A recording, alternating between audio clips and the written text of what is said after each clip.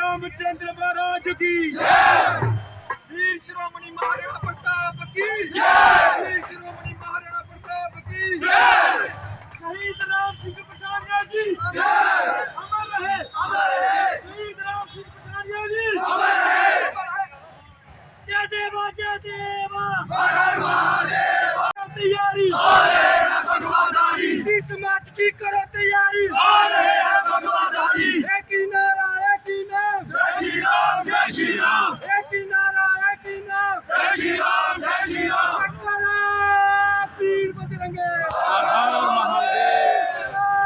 वीर बजरंगे हर हर महादेव। भारत माता राणा प्रताप जी जय। शहीद राम सिंह पठानिया जी शिवराज चौहान जी और सियापति रामचंद्र महाराज की वनपुत्र हनुमान की सीता माता की लक्ष्मण जटी की इस मार्च की करो तैयारी। इस मार्च की करो वीर बजरंगे हर हर महादेव।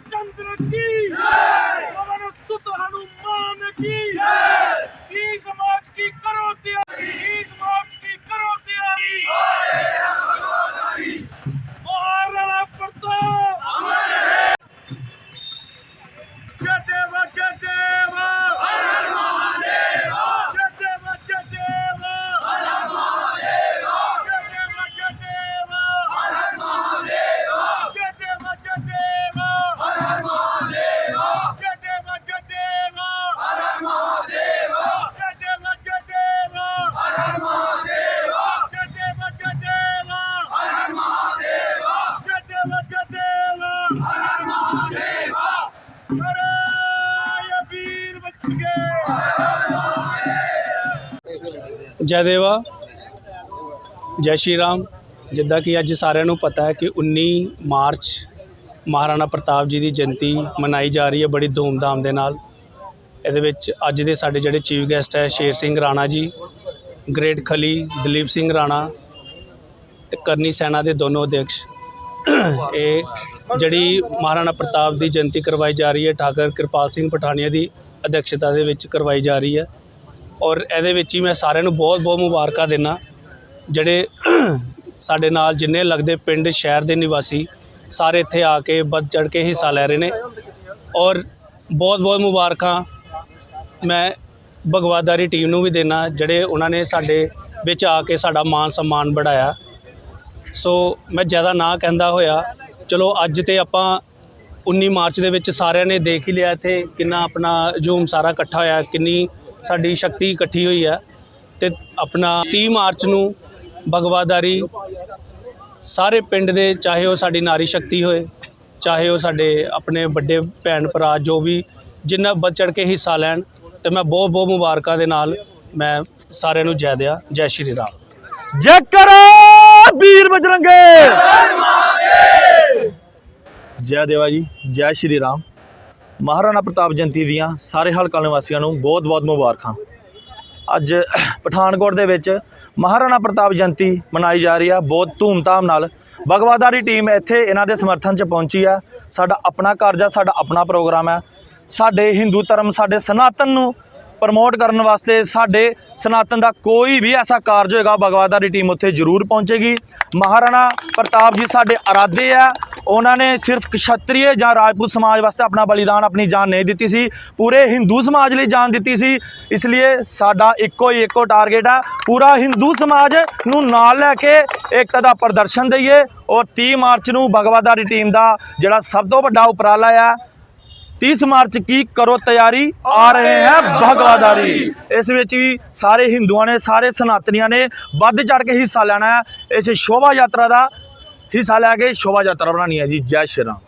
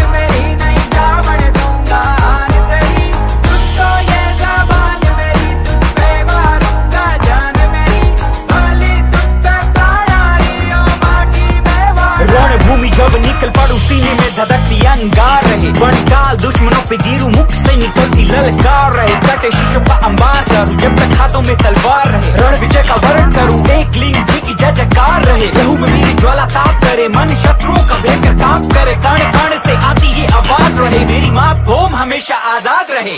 मारी जामण तू मारी मावड़ तू, स्वाभिमान तेरो ना खोवण दूं, कट शीश पड़े पर ये पागे नहीं, प्राधीन कदे ना होवण दूं। ओ माटी में वाडारी सुन मावड़ रानारी, हस्तक तेरा टीका शान मेरी, नहीं जावण दूंगा आन तेरी, तुझको ये ज़बान मेरी, तुझ पे मारूंगा जान मेरी, बोली तुझ पे तारारी, ओ माटी में वाडारी।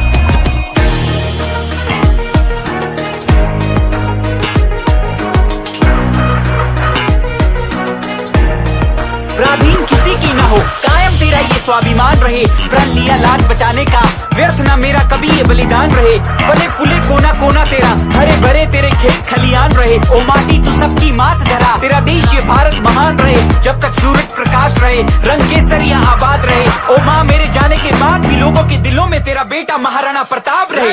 रण मिट्टी हो जाऊं, मर कर कण मिट्टी हो जाऊं, स्वीकार नहीं मेरी मात भूम कोई आकर तुझ पर वार करे। ओ माटी में वाडारी सुन मावड़ रानारी, हस्तक तेरा टीका शान मेरी, नहीं जावण दूंगा आन तेरी, तुझको ये ज़बान मेरी, तुझ पे मारूंगा जान मेरी, बोली तुझ पे तारारी, ओ माटी में वाडारी। जैसे एक चिंगारी लगा देती है पूरे जंगल में आग, ऐसे थे वीरों के वीर महाराणा प्रताप, नहीं भूलेंगे रणभूमि में लहू बहाया, प्यारी थी इतनी आजादी रे जंगल में जीवन बिताया, रण क्षेत्र में पलट कर बाजी हर दुश्मन को मार भगाया, तेराना ने प्राणों की आहुति इस माटी का कर्ज चुकाया, उन्हीं की सौगात हमें मिली थी आजादी, अब हमें ये फर्ज निभाना है, भारत देश अमानत है उनकी, उनकी सोच को आगे बढ़ाना है, मेरे देश के जवानों को महाराणा प्रताप बन जाना है, और अपने वतन को उसके दुश्मनों से हर पल बचाना है। ओ माटी में वाडारी सुन मावड़ रानारी,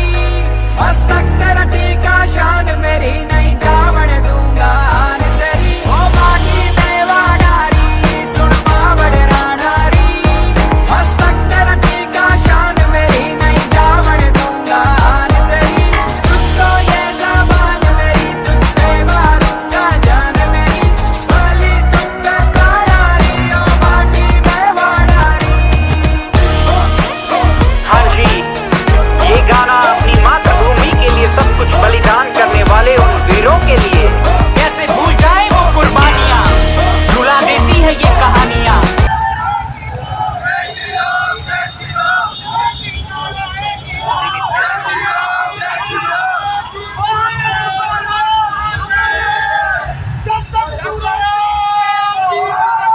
हर हर महादेव, तेरा नाम रहेगा।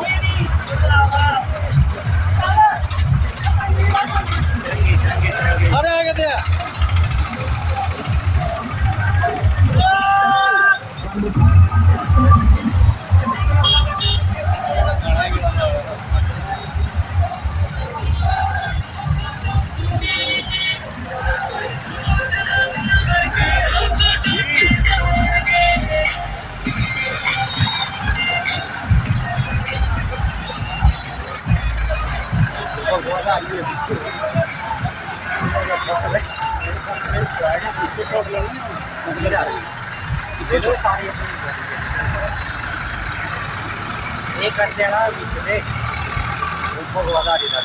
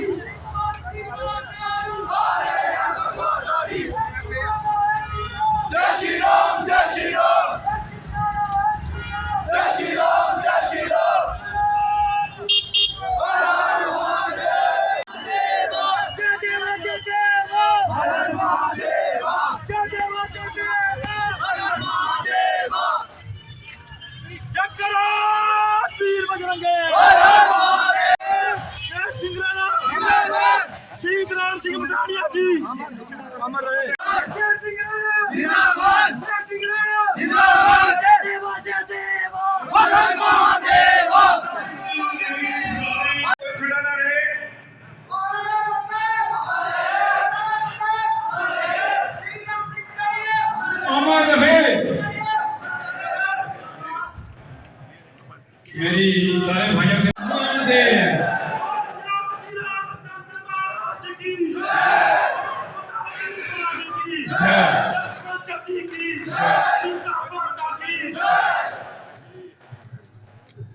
देखो देखो कौन आया, शेर आया, शेर आया, देखो देखो कौन आया, शेर आया, शेर आया। स्टेज के ऊपर विराजमान हो चुके हैं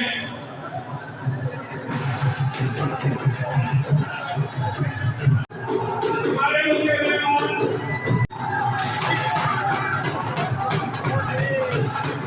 अब राजपूत विधान सभा से जहाँ से आए हुए सभी को नमस्कार करते हैं, सभी को स्वागत करते हैं। मेरी बहुत के सदस्यों से विनती है कि हम शक्ति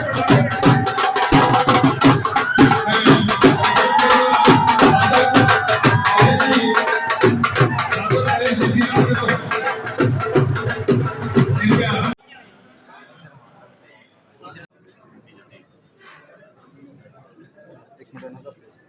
और सभा के बाकी सदस्यगण, वीर शिरोमणि महाराणा प्रताप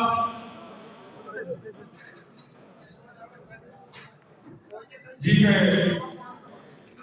ज्योति प्रज्वलित करके इस प्रोग्राम का जो शुभारंभ किया जा रहा है, ठाकुर जोगिंदर सिंह सराया जी आगे आए।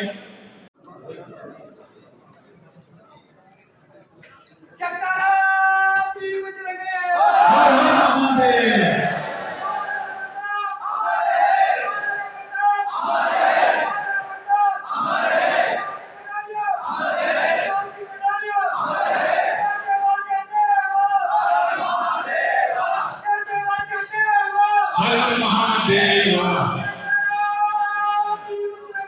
हर हर महादेव। वीर शिरोमणि वजीर राम सिंह पठानिया, वीर शिरोमणि महाराणा प्रताप,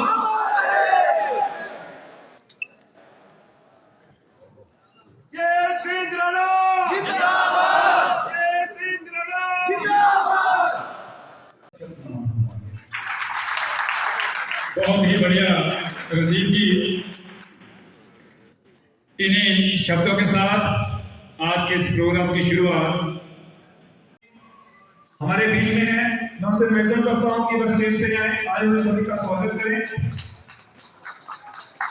डॉक्टर कासिम पठानिया जी। सब तो पहला मैं अपनी राजनीतिक कमेटी की धन्यवाद करना चाहता जिन्होंने इन्ना बड़ा सहयोग दिता। मैं इन्होंने नाम नहीं ले सकता, पर बाकी मैं अपने जो साडे चीफ गेस्ट हैं, जो मुख्य मेहमान है हमारे ठाकुर दिलीप सिंह, चौधरी राजवीर सिंह जी, ठाकुर नरेश सिंह एडवोकेट दीनानगर तो, ठाकुर जोगिंदर सिंह सलारिया जी, ट्रस्ट के चेयरमैन मनोहर सिंह जी, मनोहर सिंह सलारिया जी, गढ़वाल, खजान सिंह पठानिया, गंधर्व सिंह पठानिया, जोगिंदर सिंह, शिवा सिंह बघेल, महेंद्र सिंह चौहान, पूर्ण सिंह बघेल, प्रदीप सिंह पोहार, शिवा सिंह कंदोत्रा, रमन सिंह जरियाल, परमिंदर सिंह जरियाल, ऋषि सिंह पठानिया, रवि सिंह मनहास, परमजीत सिंह बब्बू जी, विजय सिंह बज्जू जी पठानिया, ठाकुर टोनी जसरोटिया, ठाकुर विवेक सिंह, ठाकुर जसवंत सिंह कम्मो, ठाकुर भानु प्रताप सिंह, ठाकुर प्रवीण सिंह, ठाकुर अभी सिंह डडियाल, डॉक्टर करनैल सिंह जी, ठाकुर अतुल सिंह रखवाल, ठाकुर संजय सिंह पठानिया और हमारे जो बाकी मेंबर हैं उनकी तरफ से आप सबका जहाँ पे आने पर हार्दिक स्वागत, हार्दिक अभिनंदन। जी आए हैं, चाहे हम किसी भी पॉलिटिकल पार्टी में रहे, इसका कोई फर्क नहीं पड़ता। लेकिन हमारा काम तो ये होना चाहिए कि जब हमारी बरादरी के किसी आदमी को भी मौका मिलता है तो हम उसका सहयोग करें।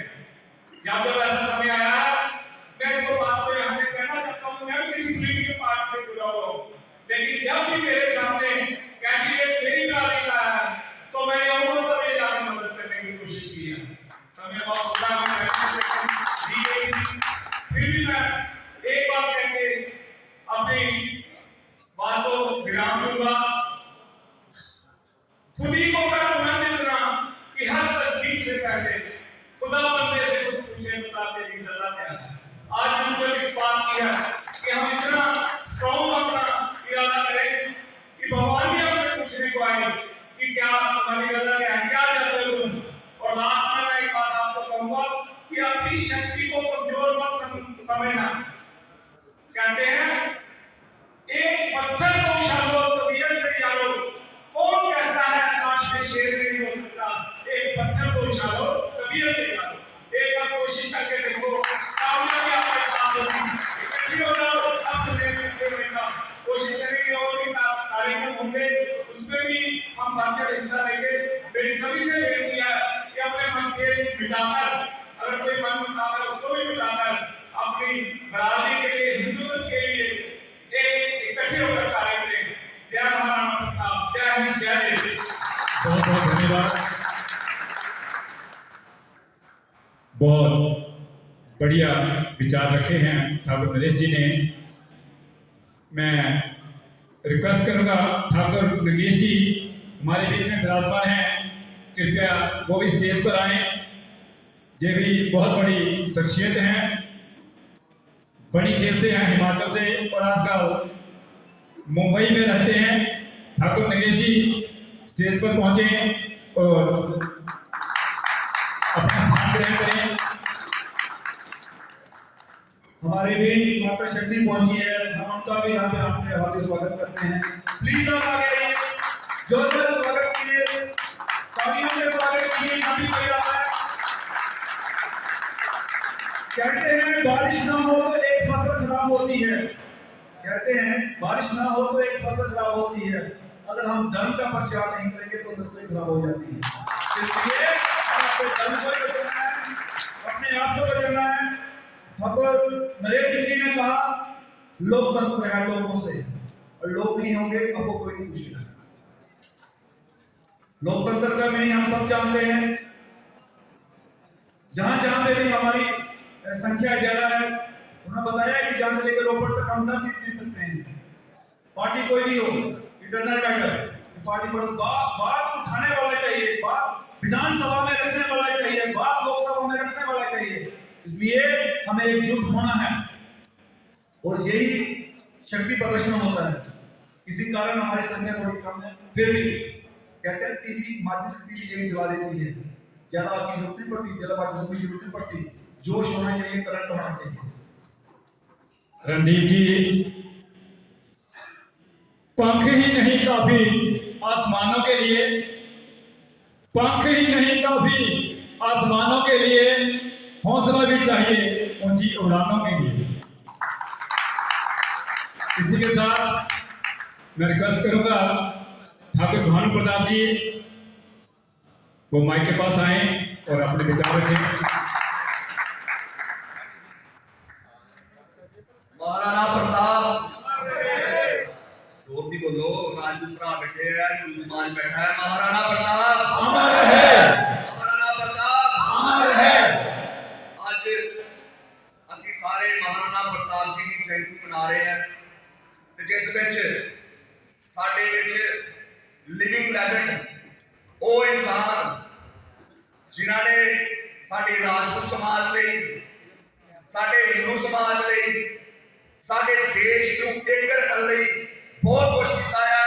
ਮੈਂ ਉਹਨਾਂ ਨੂੰ ਲਿਵਿੰਗ ਲੈਜੈਂਡ ਕਹਾਂਗਾ। ਉਹਨਾਂ ਦਾ ਨਾਮ ਤੁਸੀਂ ਸਾਰੇ ਜਾਣਦੇ ਹੋ, ਠਾकुर ਸ਼ੇਰ ਸਿੰਘ ਰਾਣਾ ਜੀ।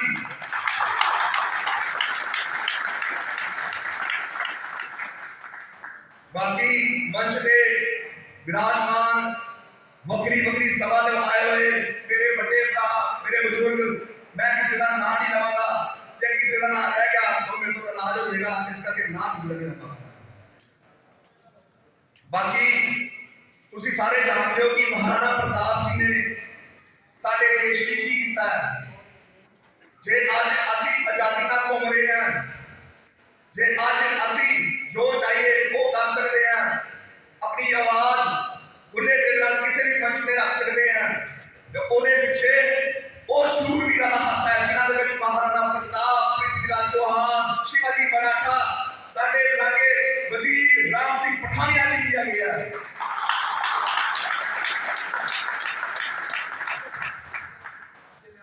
ਨਾ ਤੱਕ ਪੈਦਲ ਵੇਨਾ ਜਿਨ੍ਹਾਂ ਨੇ ਸਾਡੀ ਬਰਾਬਰੀ ਦੀ, ਸਾਡੇ ਸਮਾਜ ਦੀ ਕੀ ਕੁਝ ਕੀਤਾ ਹੈ। ਤੁਸੀਂ ਪ੍ਰਭੂ ਰਾਮ ਜੀ ਨੂੰ ਚੱਲ ਪੋ। ਪ੍ਰਭੂ ਰਾਮ ਜੀ ਕਿਸ ਵੰਸ਼ ਤੋਂ ਸੀ? ਉਹ ਵੀ क्षत्रिय ਸੀ। ਭਗਵਾਨ ਕ੍ਰਿਸ਼ਨ क्षत्रिय ਸੀ, ਪਾਂਡਵ क्षत्रिय ਸੀ। ਸਾਡਾ ਇਤਿਹਾਸ ਕੋਈ 300 ਸਾਲ ਦਾ, ਕੋਈ 500 ਸਾਲ ਦਾ ਨਹੀਂ ਹੈ। ਸਾਨੂੰ ਆਪ ਨਹੀਂ ਪਤਾ ਸਾਡਾ ਇਤਿਹਾਸ ਕਿੰਨਾ ਪੁਰਾਣਾ ਹੈ। ਬਾਕੀ ਅੱਜ ਕੱਲ ਜਿਹੜੇ ਪੰਜਾਬ ਦੇ ਵਾਰਿਸ ਬਣੇ ਬੈਠੇ ਆ ਨਾ, ਉਹ ਪੰਜਾਬ ਦੇ ਵਾਰਿਸ ਨਹੀਂ ਹੈ, ਪੰਜਾਬ ਦੇ ਵਾਰਿਸ ਅਸੀਂ ਹੈ, ਪੰਜਾਬ ਦੇ ਵਾਰਿਸ ਤੁਸੀਂ ਹੋ। ਪੰਜਾਬ ਦਾ ਵਾਰਿਸ ਹਿੰਦੁਸਤਾਨ ਦਾ ਵਾਰਿਸ ਠਾकुर ਸ਼ੇਰ ਸਿੰਘ ਰਾਣਾ ਹੈ, ਜਿਹੜੇ ਆਪਣੇ ਸਮਾਜ ਨੂੰ ਇੱਕ ਕਰਨ ਲਈ ਲੜ ਰਹੇ ਆ।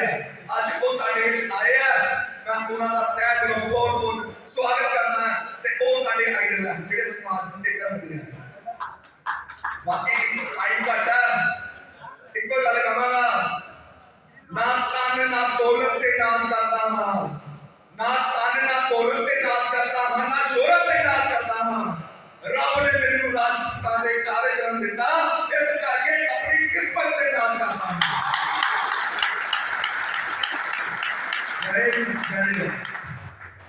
बहुत बहुत धन्यवाद। हमारे भी Balvir Singh Manar ji ex chairman market committee वो भी आए, उनका भी हार्दिक स्वागत। हमारे भी Sujit Singh advocate high court वो भी पहुंचे हैं, हम उनका भी हार्दिक स्वागत करते हैं। इसी के साथ साथ मैं थोड़ा सा आपको जानकारी देना चाहता हूँ। हम जिस धरती पर रह रहे हैं, ये जो हमारा इलाका है, ये वीर शिरोमणि वजीर राम सिंह पठानिया जी का इलाका है, जिनका जन्म 10 अप्रैल 1824 में गांव हाड़ा में हुआ था और उसके बाद पासा वजीरा में वो चले गए थे।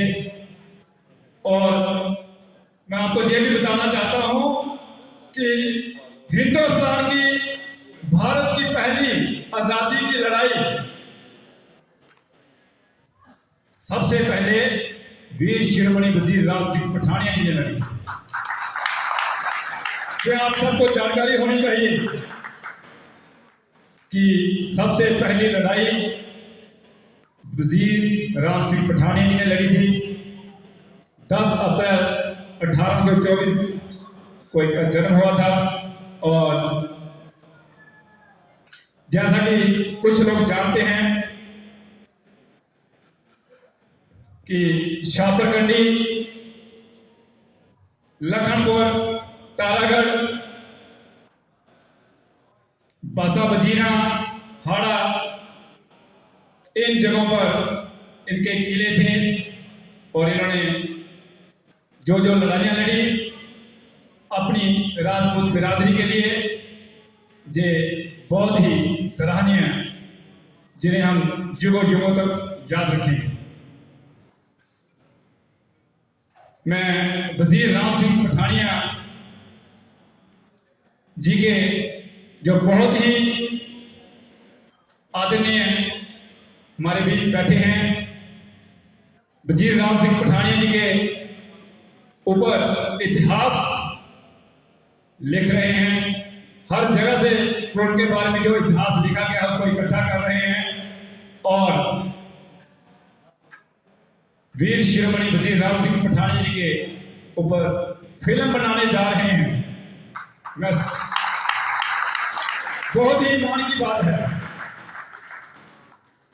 उठो जवानों देश के वसुंधरा पुकारती, उठो जवानों देश के वसुंधरा पुकारती, ये देश है पुकारता, पुकारती मां भारती।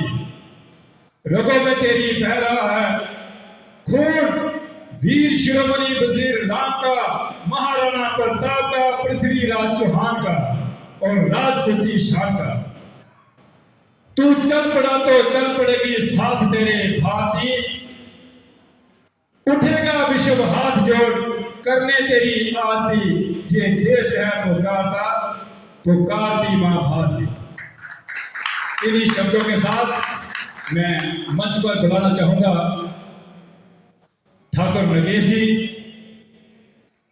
मंच पर आए और अपने विचार रखें।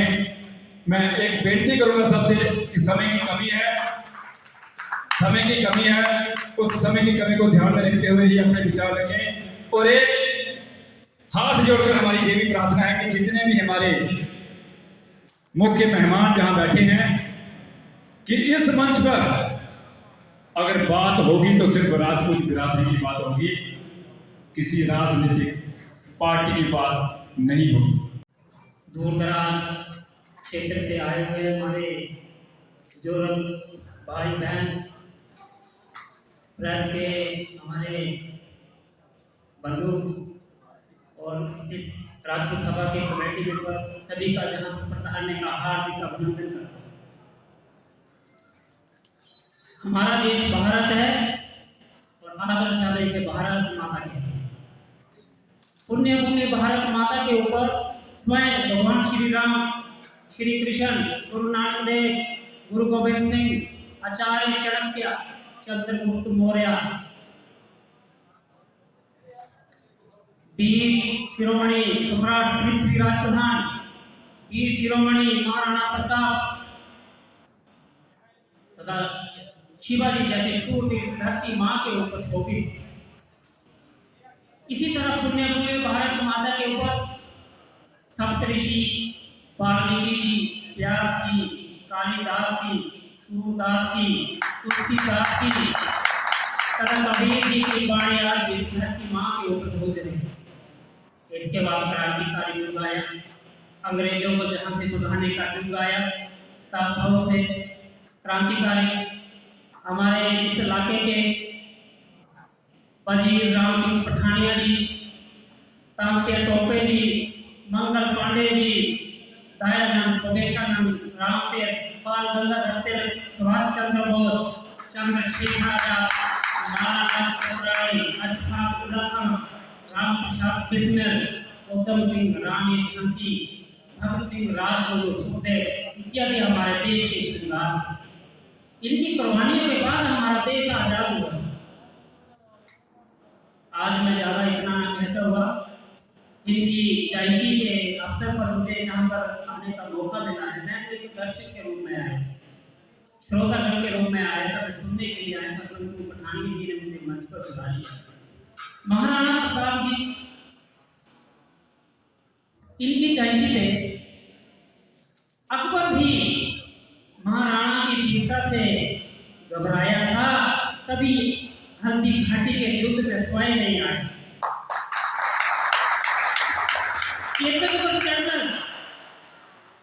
जिसमें पहले से कई दुश्मन सितारे थे, मातृभूमि के खातिर जंगल में कई साल थे। जिसकी तलवार की शरण से अकबर भी घबराता था, वो अजय अमर शूरवीर महाराणा प्रताप था।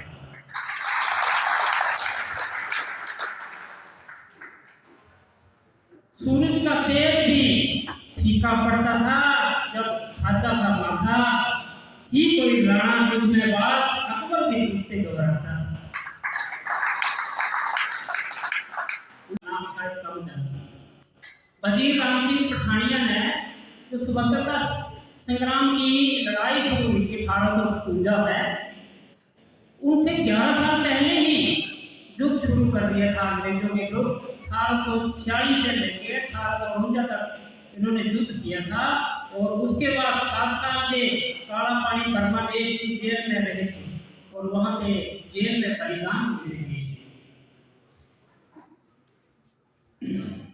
वजीर राम सिंह पठानिया आज भी इस इलाके के होने के बावजूद इनका नाम इतना उजागर नहीं है।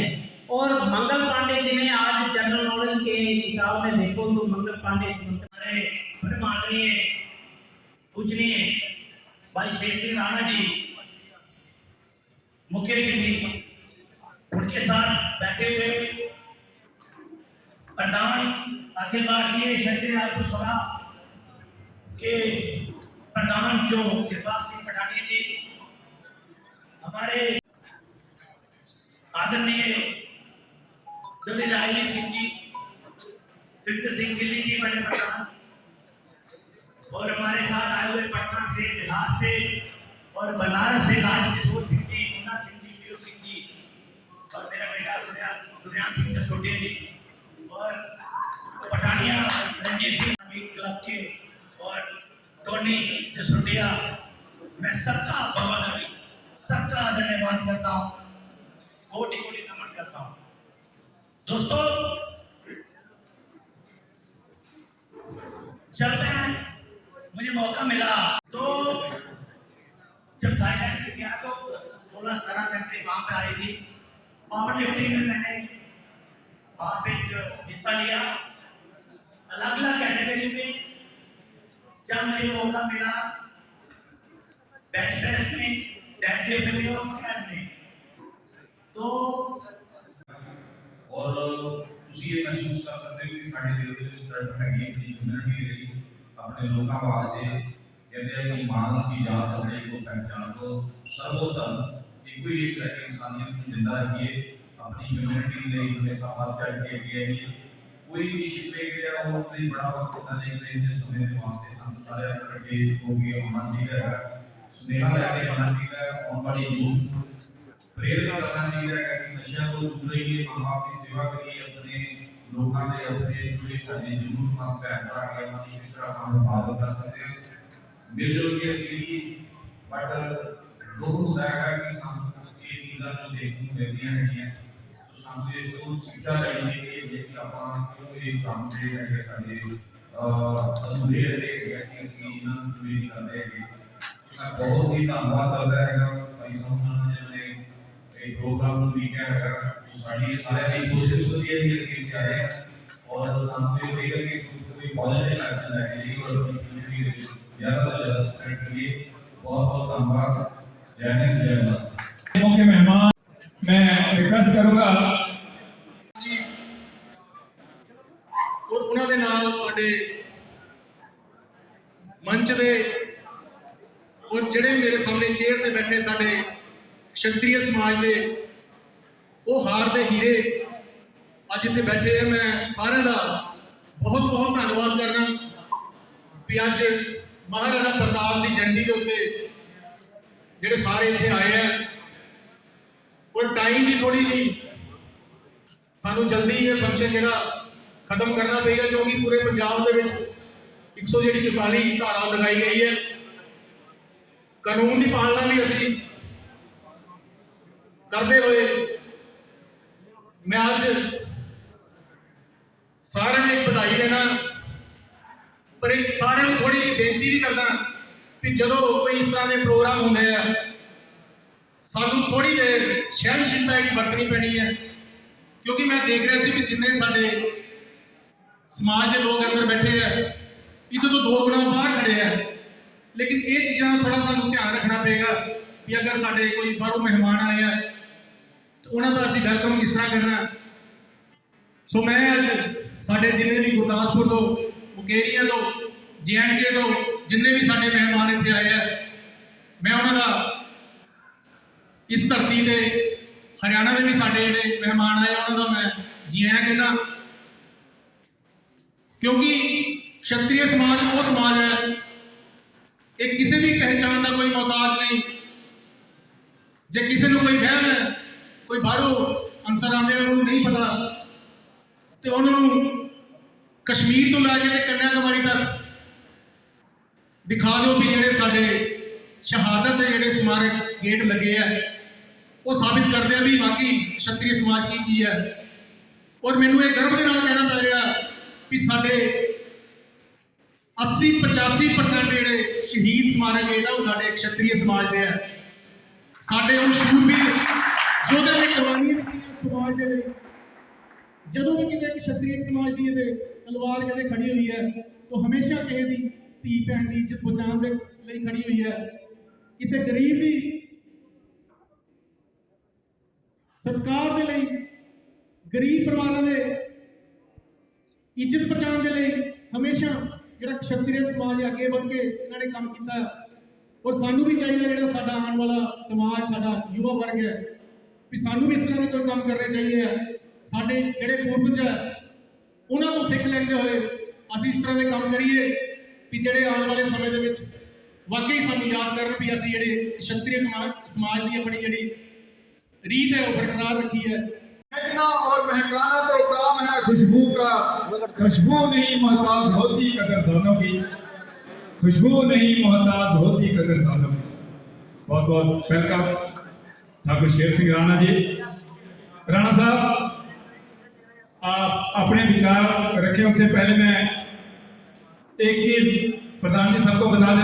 वजीर राम सिंह पठानिया जी के नाम पर हमारे बुजुर्गों ने गांव हाड़ा में जमीन दान की हुई है। प्रधान जी मैं आज शरियाम ये अनाउंस करता हूं वो पेपरों में उनके नाम की जमीन बोलती है। हमारे पूर्वजों ने उनके नाम की वो जमीन दान की हुई है। हम वो पेपर निकलवा के आइडेंटिफाई करके उसके बाद वहां पर वीर शिरोमणि वजीर राम सिंह पठानिया जी का भवन बनाने के बारे में सोच रहे हैं।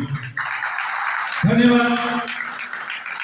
ठाकुर भानु प्रताप जी भी जहां पहुंचे हैं कृपया जहां आ जाएं। ठाकुर भानु प्रताप जी प्रधान जी के साथ जहां मंच पर आए और मैं अनुरोध करूंगा ठाकुर शेर सिंह राणा अपने विचार रखें।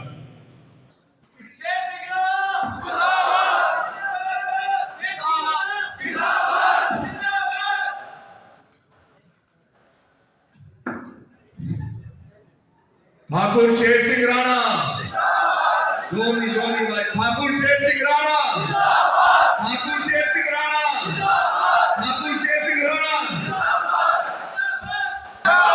हिंदू हृदय शेर सिंह राणा जिंदाबाद। हिंदू हृदय सम्राट शेर सिंह राणा जी जिंदाबाद जिंदाबाद। इस हॉल में मौजूद हमारे सभी आदरणीय बुजुर्गगण, आज के कार्यक्रम के संयोजक कपाल सिंह जी पठानिया, हमारे आदरणीय बुजुर्ग चौधरी साहब, हमारे सलहरिया जी,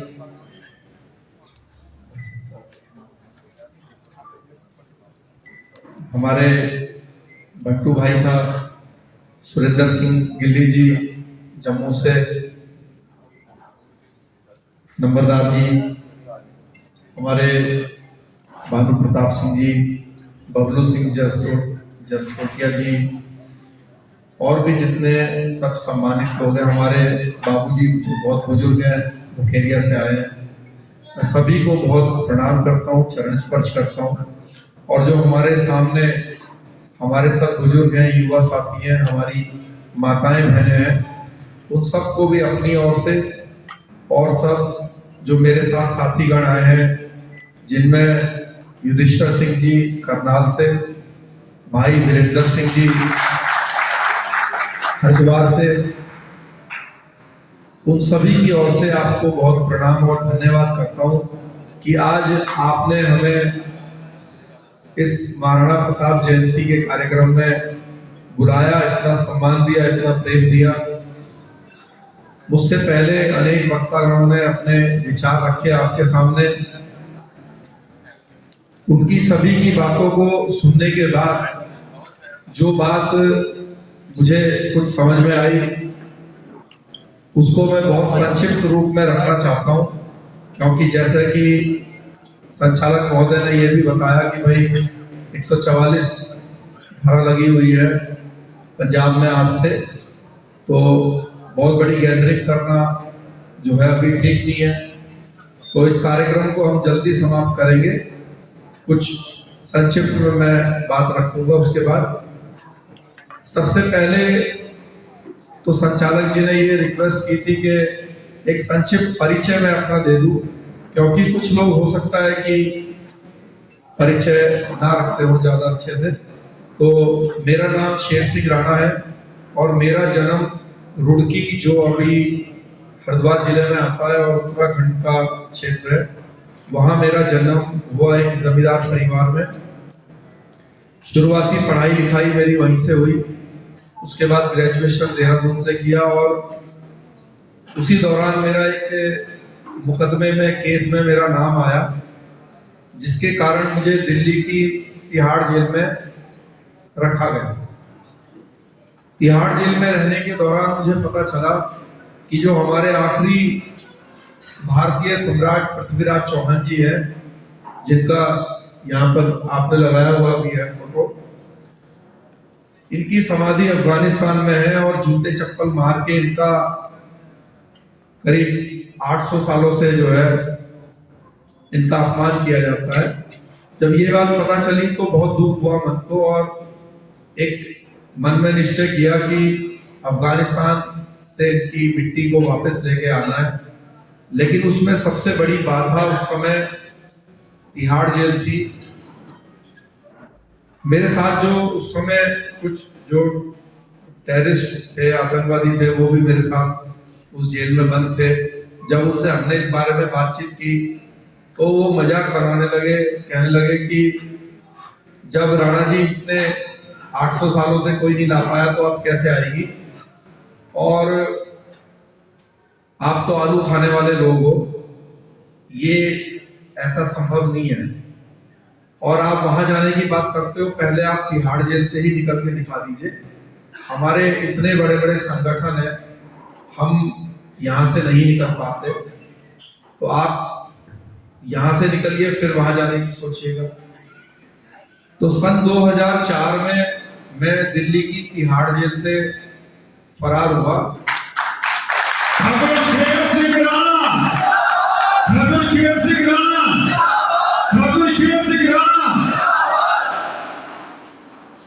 जो हमारे देश की सबसे बड़ी एस्केपिंग में से एक मानी जाती है। तिहाड़ से निकलने के बाद मैं बांग्लादेश गया, वहां से दुबई गया, और दुबई होते हुए मैं अफगानिस्तान पहुंचा। सबसे पहले काबुल पहुंचा, फिर वहां से कंधार गया, गजनी गया, हेरात गया और वहां के अनेक स्थानों पर जाके मैंने खोजबीन की कि हमारे सम्राट की समाधि या मिट्टी कहाँ पे मौजूद है। करीब 1.5 महीने के प्रयास के बाद मुझे पता चला कि गजनी के पास एक स्थान है देव, वहां पे जो है इनकी समाधि मौजूद है। मैं वहां पहुंचा, जाके जो मैंने सुना था, जैसा हम सबने सुना था कि भाई जूते चप्पल रखे जाते हैं उनकी समाधि के ऊपर, तो वो सत्य था। उसकी वीडियो रिकॉर्डिंग करी, उसको आप जो है YouTube पर देख सकते हैं। अगर आप YouTube पे शेर सिंह राणा अफगानिस्तान वीडियो करेंगे तो वो आएगी। उसके बाद ये प्रयास शुरू किया कि कैसे इसको खोद के वापस भारत लाया जा सकता है। तो उसके लिए शुरुआती प्रयास मेरे असफल हुए, मुझे उन्होंने पकड़ भी लिया, लेकिन आप सबके आशीर्वाद ने, ईश्वर की कृपा ने मेरे जीवन की रक्षा की और मैं अपने प्रयास में लगातार लगा रहा और फिर एक दिन सफलता मिली। वहां पे उनकी जो कब्र बनी हुई थी, समाधि बनी हुई थी, उसकी खुदाई की और जो सामान लाना, उनकी मिट्टी और जो अन्य सामान वहां से लाना संभव था और आवश्यक था, वो सभी लेकर मैं वापस भारत आया।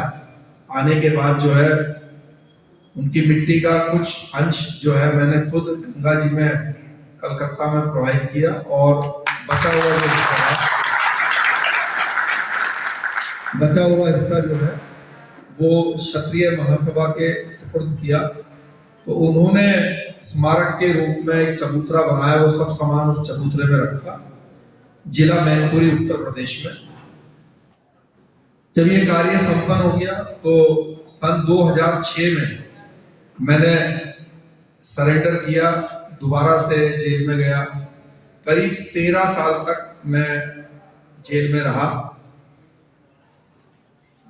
इस दौरान मैंने एक किताब वहां पे लिखी जिसका नाम है जेल डायरी, तिहाड़ से काबुल कंधार तक। इसको इंडिया टुडे ने पब्लिश किया, ये बेस्ट सेलर किताब बनी और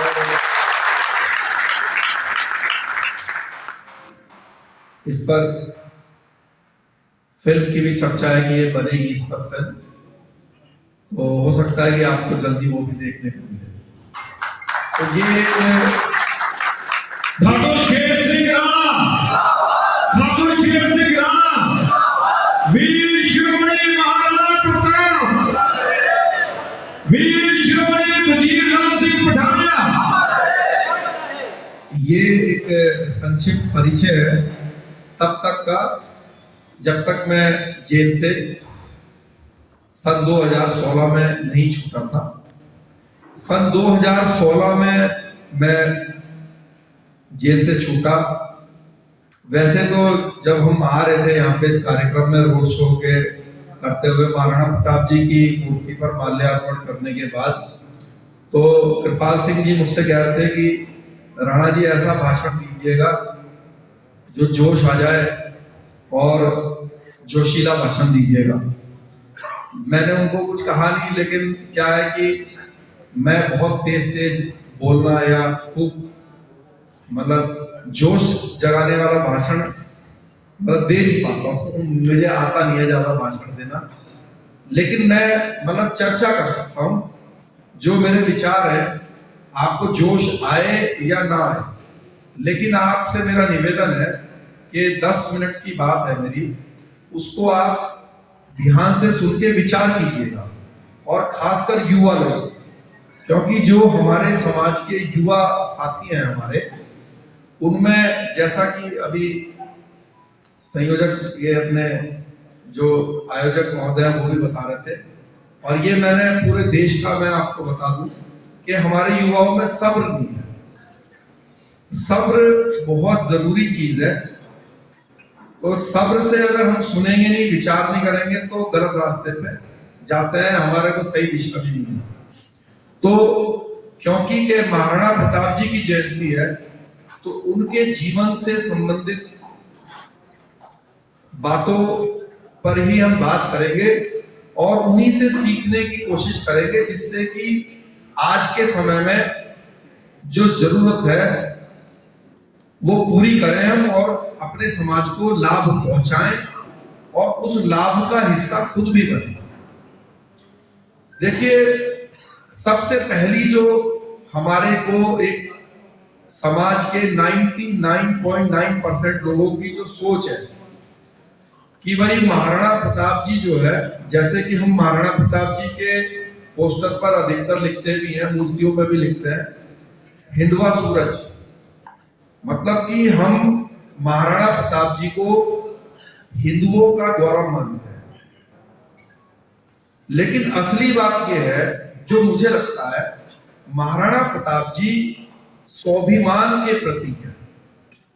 महाराणा प्रताप जी का जो जीवन है उसमें स्वाभिमान उनके जीवन से सीखा जाता है कि स्वाभिमानी पुरुष कैसे होते हैं और स्वाभिमान की परिभाषा क्या है।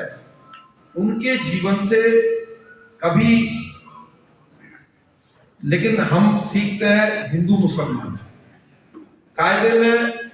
अगर आप सबको पता हो, जो बाबूजी हैं, जो हमारे बीच में सबसे बुजुर्ग हैं, उन्होंने बहुत अच्छे से आपको बताया भी था, अगर आप लोगों ने सुना हो, कि जिस समय महाराणा प्रताप जी और अकबर के संबंध आपस में खराब हुए, देखिए ये कोई कहानियां नहीं है, ये है बिल्कुल सच्ची घटना।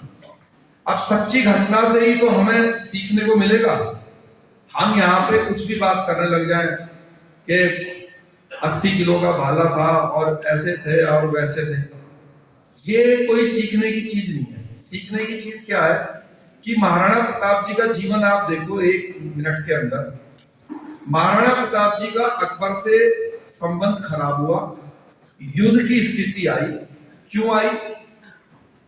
अकबर ने कहा कि भाई आप हमारी स्वाधीनता स्वीकार करो।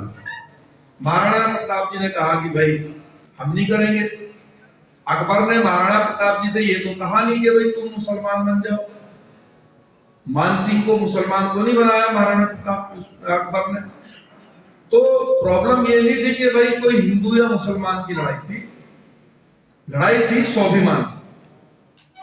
और जब संबंध खराब हो गया तो अकबर के सेनापति उस समय मानसिंह जी थे, जो कि प्रमुख सेनापति थे, आखिरी तक वही रहे। तो मानसिंह जी को उन्होंने कहा कि भाई एक काम कीजिए, महाराणा प्रताप जी तो किसी तरह का कोई बातचीत के लिए तैयार नहीं है, आप जो है अपना सेना लेकर जाइए और चित्तौड़ पे चढ़ाई कर दीजिए। जब ये बात उधर महाराणा प्रताप जी को पता चली तो महाराणा प्रताप जी ने भी अपने सेनापति को बुलाया। तो उस समय उनके सेनापति थे हकीम खान। अब हकीम खान जो है मुसलमान था, पठान था। अगर आज मैं किसी मुसलमान को आपको साथ में ले आऊं तो आप तो जो है मुझे कहोगे कि अजीब बेवकूफ आदमी है, लेकिन महाराणा प्रताप जी को तो कोई नहीं कुछ बोलता। सारे देश के राजपूत होने के बाद भी उनका सेनापति तो हकीम खान था। अब हकीम खान को उन्होंने बुलाया और कहा भाई ऐसे ऐसे सेना आ रही है, अपना युद्ध की तैयारी कर लो। हकीम खान जी ने कहा ठीक है। जिस स्टैचू की बात कर रहे थे राम सिंह तंवर जी, जो कि ग्वालियर के राजा थे, पूरे आज तक के इतिहास में ऐसा कोई इतिहास नहीं है, उनकी 3 पीढ़ियां, वो खुद, उनके सुपुत्र और उनका पोता, तीनों के तीनों उस युद्ध में जो है स्वर्ग से धारे। जबकि महाराणा प्रताप जी ने उनको ये भी कहा था कि भाई आप अपने, जिससे आपकी वंश चलता रहे, तो अपने पोते को जो है इस युद्ध से अलग कर दीजिए। लेकिन वो नहीं माने तो उसमें सब शहीद हो गए। उसके बाद जो है ग्वालियर राजघराना चेंज हो गया, क्योंकि कोई बचा नहीं वहां पे। बहुत बड़ी उनकी कुर्बानियां। तो राजपूत समाज के जो बहुत बड़ी कुर्बानी है वो तो इस परिवार की है, ग्वालियर राजघराने की, जो उस समय थे। बाकी तो सभी लोग दूसरे लोग थे। तो जो हकीम खान है, मैं आपसे ये प्रश्न करता हूं कि एक तरफ मान सिंह जी अपने साथ कुछ भी उदाहरण ले लेते हैं 10,000 20,000 की सेना लेकर एक तरफ युद्ध करने के लिए हल्दी घाटी में खड़े हैं, और दूसरी तरफ हकीम खान अपने साथ 10,000 20,000 जो भी उसकी संख्या है उसकी अपनी सेना को लेके खड़े हैं। अब दोनों में युद्ध होने वाला है। अगर आप उस समय जीवित होते या आज आप यहाँ बैठे हैं पठानकोट में, तो आप किसके लिए प्रार्थना करते कि ये युद्ध कौन जीतना चाहिए? एक तरफ मान सिंह जी और 20,000 10,000 जो भी राजपूत सैनिक हैं केसरिया पगड़ी लगा के मेरी तरह ही हाथ में तलवार लेकर और नारे लगा रहे हैं जय श्री राम, हर हर महादेव। और दूसरी तरफ जो है 10,000 5,000 जो भी है हरी पगड़ी लगा के अल्लाह अकबर के नारे लगा रहे हैं। क्योंकि जब आदमी मरने मारने के लिए तैयार होता है तो अपने इष्ट देवताओं को याद करता है। तो भाई वो हिंदू है तो अपना हर हर महादेव कर रहे हैं, वो मुसलमान है तो वो जो है अल्लाह अकबर कर रहे हैं। तो अब दोनों में युद्ध होने वाला है। तो आप ईश्वर से किसके लिए प्रार्थना करेंगे कि ये युद्ध कौन जीतना चाहिए? जो 10,000 20,000 राजपूत हैं वो जीतने चाहिए, या ये जो 10,000 मुसलमान है पठान है ये जीतने चाहिए? अब इसके उत्तर आपके अलग अलग हो सकते हैं। कुछ लोग सोचते होंगे भाई राजपूत जीतने चाहिए क्योंकि उसमें कोई हमारा चाचा होगा, कोई भतीजा होगा, कोई जीजा होगा, कोई साला होगा, मतलब हमारे रिश्तेदार होंगे वो पास के दूर के। और कुछ लोग सोचते होंगे भाई मुसलमान जीतने चाहिए। तो दोनों की जीत को हम एक एक बार महसूस करते हैं जीता हुआ मानकर। तो पहले हम राजपूतों को जीता हुआ मानते हैं। अब मान लीजिए कि राजपूत जीत गए, अब 20,000 राजपूत जीत गए। अब वो किले की तरफ गए, चित्तौड़ के किले पे, या यही किला मान लीजिए, इस किले के ऊपर गए आए मान सिंह जी, और ऊपर जाके जो है झंडा फहराया जीतने का। तो वो किसका झंडा फहराएंगे ऊपर? अकबर का। और अगर वो हकीम खान जीत जाते उस दिन, वो उसी युद्ध में शहीद हुए हकीम खान भी। अब हकीम खान जीत जाते तो आ जाते वो वापस, तो वो किले के ऊपर किसका झंडा फहराते? तो इस जो कि सच्ची बात है, इस बात से क्या बात समझे हम? इस बात से ये बात समझे हम कि जीत जो है वो झंडे की होती है, किसी जाति, किसी धर्म, किसी क्षेत्र व्यक्ति की नहीं होती। जीत होती है झंडे की। अब जो महाराणा प्रताप जी थे, महाराणा प्रताप जी की अकबर से लड़ाई थी झंडे की। अकबर ने उनको ऑफर दिया कि भाई आप अपने किले पर हमारे अपने झंडे के साथ हमारा भी झंडा लगा लो, तो हम आपको आधा हिंदुस्तान का राज्य दे देंगे। उन्होंने कहा भाई हमारा ही झंडा फहरेगा यहाँ पर, हम किसी की गुलामी स्वीकार नहीं करेंगे। तो महाराणा प्रताप है स्वाभिमान के प्रतीक। जहां सारे देश जितने भी दूसरे राजा महाराजा थे, उनकी अकबर से कोई लड़ाई थोड़ी ना हुई। क्या हुआ? उन्होंने कहा भाई एक काम करो, तुम्हारा किला है अपने पास रखो, सब चीज अपने पास रखो, अपने झंडे के साथ हमारा भी झंडा लगा दो, और जो तुम्हारे राज्य से कमाई होती है उसमें टैक्स हमें दे दिया करो। बस हो गया उनका समझौता अकबर से इस बात पे। तो उन्होंने अकबर को, महाराणा प्रताप ने कहा ना तेरे को टैक्स दूंगा ना तेरा झंडा लगाऊंगा, और तुझे लड़ना है तो लड़ ले। बस यही बात थी। तो महाराणा प्रताप जी के जीवन से हमने स्वाभिमानी जो उनके गुण है उसको ग्रहण करना चाहिए, उसको सीखना चाहिए। और जो झंडे की ताकत है, अगर आप में से कोई आरएसएस से जुड़ा हुआ व्यक्ति होगा तो उसमें भी दिखाते हैं। मतलब आप ये समझ लीजिएगा जो ध्वज होता है ना, झंडा, वो भगवान से भी ज्यादा ताकतवर होता है। अगर कोई व्यक्ति गलत झंडे की तरफ से अपना समय देता है तो महान होने के बाद भी उस पर कलंक लग जाता है। चाहे इसका उदाहरण जो है, इसका उदाहरण आप महाभारत में देख लीजिए। भीष्म पितामह कितने ज्ञानी प्रतापी व्यक्ति है, लेकिन क्योंकि ये उनका झंडा जो है वो कौरवों का था, तो जो सम्मान कर्ण को या भीष्म पितामह को या किसी को इनको मिलना चाहिए था, वो उतना नहीं मिला जो कि जो पांडवों का झंडा था, जिन्होंने उनका साथ दिया उनको दिया। तो झंडे की जीत होती है। जो समाज अपना झंडा बनाता है वो समाज तरक्की करता है। 1947 से पहले हमारा जो क्षत्रिय समाज है, जिसने हजारों वर्षों तक राज किया, उसका मुख्य कारण यह है कि उन्होंने अपने झंडे बनाए, अपने ध्वज बनाते थे, राज्य स्थापित करते थे। पूरी जो 36 बिरादरी है, सभी जाति धर्म के लोगों को उस झंडे के नेतृत्व में लाकर उनका पालन पोषण करते थे। और झंडा जो बनाने वाले लोग होते थे, उनको थोड़ा हिस्सा जो है राज्य में ज्यादा मिलता, जागीरदार बनते थे और जमींदार बनते थे, और जो दूसरे तरह से सहयोगी होते थे उनको उनका थोड़ा थोड़ा हिस्सा मिल जाता था। दूसरी बात मैं ये बात बताना चाहता हूं कि जो समाज सही समय पर सही हथियार चलाना नहीं जानता, वो समाज का इतिहास हमेशा के लिए खत्म हो जाता है। तो सही हथियार क्या होता है?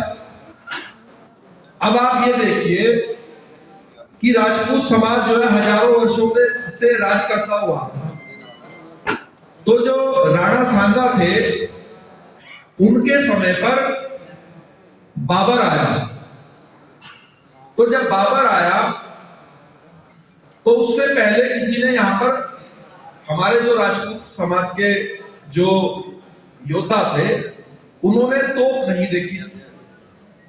तो उसने क्या किया, वो एक नया हथियार लाया तो, और राणा सांगा जी को जो है उसने मात दे दी नए हथियार। मतलब कि तलवार से, भाले से, तीर कमान से जब तक इसका चलन चला तो राजपूतों को कोई हरा नहीं पाया। लेकिन जैसे ही नया हथियार बाबर लाया तो तोप ने तलवार को हरा दिया। फिर उसके बाद जो है, जब तोप के बाद जो है अंग्रेज आए बंदूकें लेकर और दूसरे आधुनिक चीज हथियार लेकर, तो उन्होंने जो है दूर से ही बंदूक चला चला के उनसे भी राज्य ले लिया। फिर आया 1947 के बाद देश में लोकतंत्र।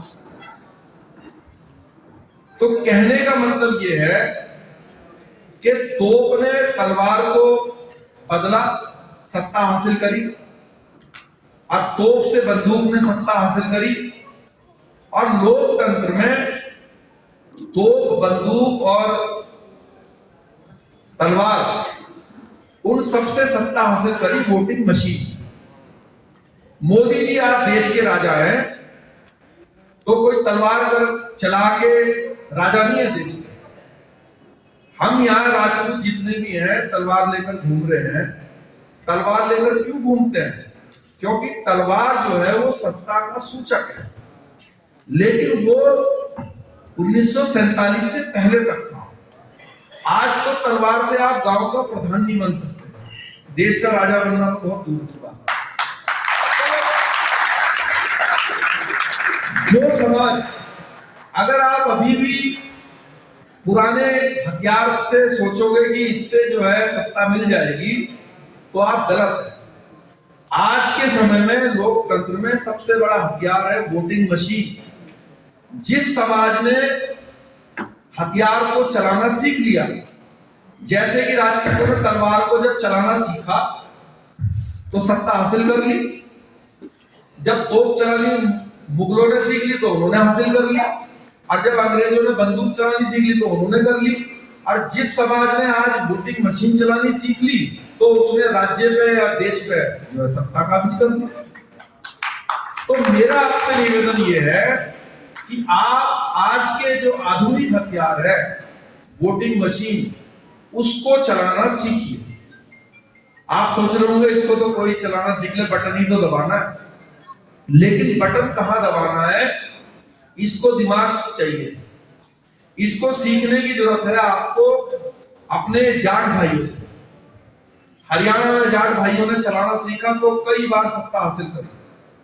अपने यादव भाइयों से उन्होंने इसको चलाना सीखा तो इतना बड़ा उत्तर प्रदेश है, देश की 5वीं 20% से ज्यादा आबादी अकेले में है एक राज्य में, तो उन्होंने वहां कई बार सत्ता हासिल करी। अपने दलित भाइयों से सीखिए, उन्होंने उत्तर प्रदेश जैसे बड़े राज्य में सत्ता स्थापित की। बिहार में हमारे यादव भाइयों ने उसको चलाना सीखा तो लालू यादव के नेतृत्व में सत्ता हासिल करी, आज भी है। तो मेरा कहने का मतलब है, मराठाओं ने सीखा तो मराठाओं ने महाराष्ट्र में सत्ता हासिल करी। लेकिन आप नहीं कह सकते कि देश में कहीं पर भी राजपूत समाज ने जो है अपनी सत्ता स्थापित की हो। इसका कारण क्या है?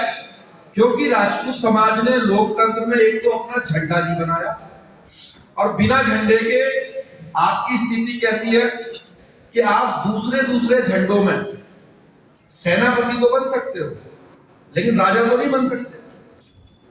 और सेनापति सुनने में बहुत बड़ा पद लगता है, जैसे आपको लगता होगा भाई विधायक जी या सांसद बहुत बड़ा पद है, लेकिन जिस पार्टी से वो होते हैं उसके अध्यक्ष के हिसाब से आप सोचोगे तो विधायक या सांसद की क्या वैल्यू है।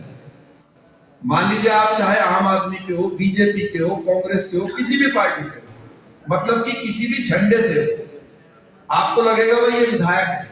लेकिन अगर मान लीजिए आम आदमी से हो तो केजरीवाल के सामने हो सकता है आपसे मिले भी ना, भाई आप उसके एक सिपाही तो हो, एक सेनापति हो एक क्षेत्र के, चाहेगा तो अगली बार कहेगा घर बैठा दो इसको, है कि नहीं। अब आप तो इसलिए अपना झंडा होना चाहिए और अपने झंडे पे वोट डालने का आपस में एकता आनी चाहिए, तब हमारे समाज की तरक्की होगी, ये मैं कहना चाहता हूं। और देखिए, क्योंकि ये प्योर सामाजिक कार्यक्रम है, लेकिन मेरा मकसद यही रहता है, क्योंकि यहाँ पे ना तो चुनाव हो रहे हैं अभी, ना हमें वोट लेनी, लेकिन मेरा कर्तव्य है कि हम समाज को बिल्कुल सही डायरेक्शन दें। सही डायरेक्शन यही है, इसका पहला स्टेप ये है कि हम अपने समाज के पक्ष में बटन दबाना सीखें, और दूसरा स्टेप ये है कि अपने समाज का झंडा बनाएं और फिर उस झंडे के पक्ष में बटन दबाना सीखें। ये 2 स्टेप है। और जो बाबूजी ने कही थी, चौधरी साहब ने, चाहे आप कितनी भी दूरी बना लीजिए, राजनीति या राजनीतिक एक ऐसी चीज है, आप दूरी बना लोगे। अब चूहा अगर बिल्ली को देख के आंख बंद कर ले तो इसका मतलब ये नहीं है कि बिल्ली आपको नहीं देख ले। अरे भाई, कोई आदमी आप अपने आप को राजनीतिक सोच से अलग करोगे तो आप थोड़े दिन में झाड़ू लगाते मिलो, कोई नहीं आपको पूछेगा। अपने बुद्धि को, अपने शरीर को राजनीतिक, हर समय राजनीति करने की जरूरत नहीं होती, लेकिन सोच की जरूरत होती है। तो सोच तो हमेशा रखनी पड़ेगी। अगर आप अपने आप को साइड करोगे उससे, तो क्या होगा, वो दूसरा उस पर कब्जा कर लेगा। आपको साइड क्या, आपको कहेगा वहीं बाहर जाके बैठ जाए, यहाँ की क्या जरूरत है। तो आप चाहे भले अपने आप को अलग करो, वो आपको अलग नहीं होने देगी, क्योंकि वोट तो आपको देना ही है ना। अगर नहीं भी दोगे तो भी किसी का कुछ बिगड़ता नहीं, जो गद्दी पे बैठेगा वो तो बैठेगा ही। ऐसा तो है नहीं कि आपके वोट ना देने से कोई बनेगा नहीं। अब आप मोदी जी से नाराज हो जाओ, केजरीवाल जी से हो जाओ, राहुल गांधी से हो जाओ, आपके नाराजगी की किसको चिंता है भाई? आपकी और हमारी हैसियत ही क्या है? होते रहो नाराज, उड़ाते रहो मजाक, कुछ बिगड़ रहा उनका, वो गद्दी में तो बैठे नहीं ना। तो इसलिए हिस्सा बनो, उनको हराने के लिए या जिताने के लिए। तो महाराणा प्रताप जी के जीवन से मेरा निवेदन है, जो हमारे स्वाभिमान के प्रतीक है, आप उनके जीवन से स्वाभिमान की जो रास्ता है वो सीखिए। हम भी प्रयास करते हैं उनके जीवन पे चलने का, उनके रास्ते पे चलने का। आज बहुत कष्ट लेकर आपके बीच में आने का मुझे सौभाग्य मिला, क्योंकि कल जब हम आ रहे थे तो वो ट्रेन जो है रात के 2:30-3 बजे यहाँ पे आनी थी। तो 2:30-3 बजे का जो समय होता है वो ऐसा है, ना तो आदमी हिंदू रहता है ना मुसलमान, ना सोने का रहेगा ना जागने का। तो क्योंकि आदमी 10-11 बजे तक 12 बजे तक जागेगा, अगर आप लेटोगे तो 2-2:30 बजे आदमी को करना, फिर आके एकदम से नींद नहीं आएगी। तो ऊपर से जो है, जो हमारा रिजर्वेशन था उसमें पठानिया जी ने सेकंड एसी में करा रखा था, वो कंफर्म नहीं हुआ तो टिकट ही नहीं हुआ, तो एक तरीके से बिना टिकट अपने आना पड़ा। तो आपसे यही गुजारिश है कि आपके भाई बहुत परिश्रम करके, बहुत मेहनत करके आपके बीच में आए हैं। आने का उद्देश्य यही है कि हम अपने समाज से बहुत प्यार करते हैं, कोशिश करते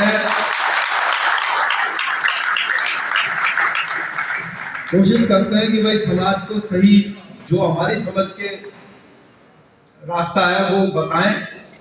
और फिर जैसा कि बताया, जब लोग नजदीक से आते हुए कंजूसी करते हैं तो थोड़ा सा दुख भी होता है कि भाई जब क्या है 50-100 किलोमीटर से आने में भी अगर हम महाराणा प्रताप जी के नाम पे नहीं आ सकते तो खराब बात है।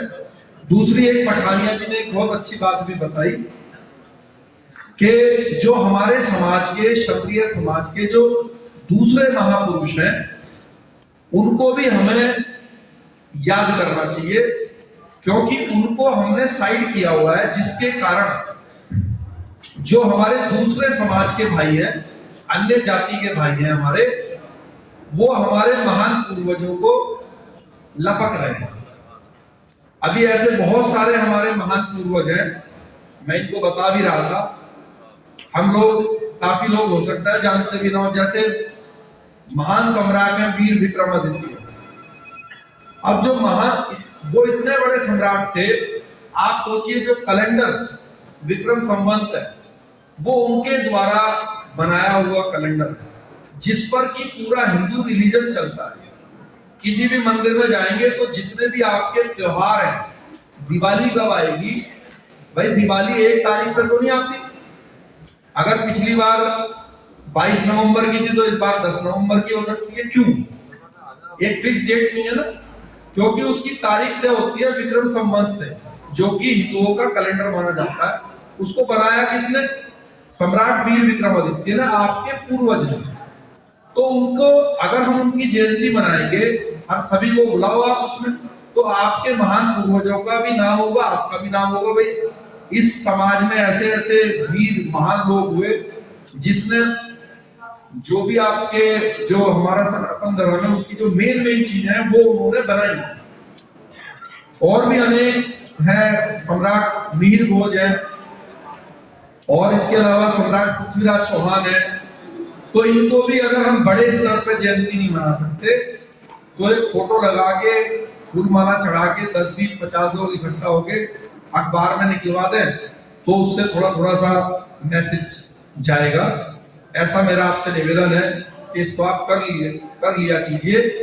दूसरा एक और निवेदन भी है, आखिरी बात है, महाराणा प्रताप जी हो, चाहे सम्राट पृथ्वीराज चौहान हो, और चाहे दूसरे महापुरुष, क्योंकि पिछली बार मैंने खुद आयोजक के रूप में हरियाणा में राज्य स्तरीय महाराणा प्रताप जयंती मनाई थी, जिसमें करीब 50 से 60 हजार लोग आए थे भिवानी। तो वो हमने सर्व समाज को लेकर मनाई। ये जो कुर्सियां थोड़ी बहुत ही जो खाली हैं, अगर आप खुद जानते हैं, देखिए महाराणा प्रताप जी के जो प्रमुख सहयोगी हैं वो है हकीम खान, वो है पुंजा सोलंकी, वो है भामा शाह। अगर आप पठानकोट के बनियों को भी बुला लेते कि भाई आप तो भामा शाह के वंशज हो, आप भी आओ, और महाराणा प्रताप जी की मैंने हरियाणा वालों से रिक्वेस्ट की, महाराणा प्रताप जी की मूर्ति बना रहे थे, आपके वहां पे पठानकोट पे भी लगी हुई है बस अड्डे पे। जैसे कि वो जो मूर्ति है पठानकोट वाली, आप देख रहे होंगे कि कोई भी मूर्ति के 4 कोने भी होते हैं, फिर बीच में ऐसे मूर्ति होती है। तो हमने उनको कहा कि भाई ऐसे यहाँ पे 4 पिलर लगाओ, छोटे छोटे, इतने ऊंचे ऊंचे, और इस पिलर पे छोटी छोटी 4 मूर्तियां भी बनाओ। एक तरफ भामाशाह की, एक तरफ पूजा भील की, एक तरफ हकीम खान की, और एक तरफ जो है राम सिंह तंवर की। इससे क्या होगा कि जो अन्य समाज के लोग हैं जिन्होंने महाराणा प्रताप जी का सहयोग किया था, जिन समाज ने, और जो उनके आज के लोग हैं, उनको 2 चीजें महसूस होगी कि एक तो ये हमारे भी पूर्वज का सम्मान करते हैं आज भी, और ये क्षत्रिय लोग बहुत अच्छे लोग हैं, इनका जिसने भी साथ दिया ये उसको भी सम्मान करते हैं। दूसरा जो है, आपको गिनती की समस्या खत्म हो जाएगी।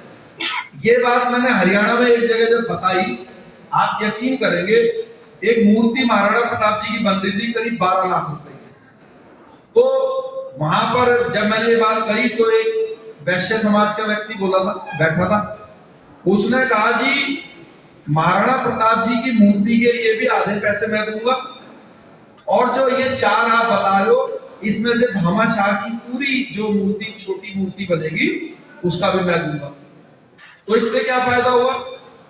एक तो आपको आर्थिक सहयोग दिया उस समाज के व्यक्तियों ने, दूसरा आपको मान लीजिए 1 हफ्ते में एक बार आप साफ सफाई करते हैं महाराणा प्रताप की मूर्ति की, तो 1 हफ्ते में अगर आप करेंगे तो दूसरे हफ्ते में कोई लाला जी कर देंगे, तीसरे हफ्ते में कोई दूसरा कर देगा, अगर आप दूसरे लोगों को भी उसमें, जो कि उनका अधिकार भी है।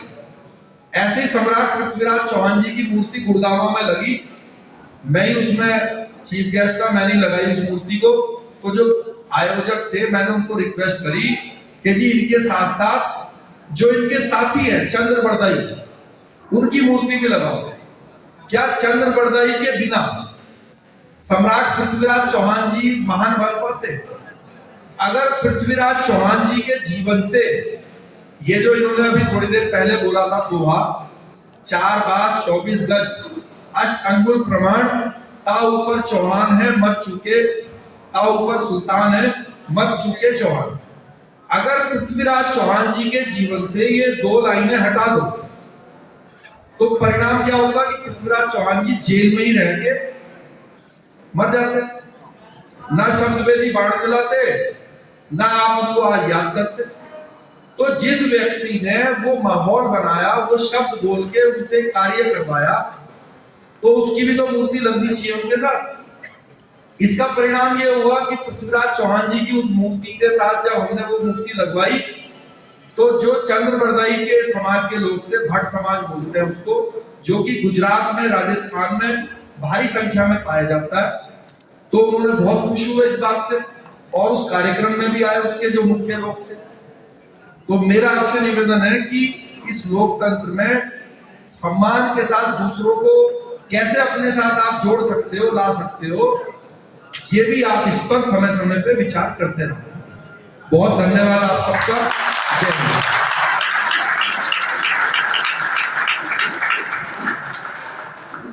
बहुत बहुत धन्यवाद ठाकुर शेर सिंह राणा जी का, जिन्होंने इतने अच्छे विचार और इतनी जानकारी। मैं request Parminder Singh Jariyal ji, Rishi Pathania ji, Ravi Manaj ji please stage पे हैं। राजवीर जो हमारे मुख्य मेहमान हैं उनको सम्मानित करेंगे। करण सिंह बलेरिया जी, सीनियर वाइस प्रेसिडेंट क्षत्रिय राजपूत महासभा पठानकोट, अब मेरी आवाज सुन रहे हैं तो वो स्टेज पे आए।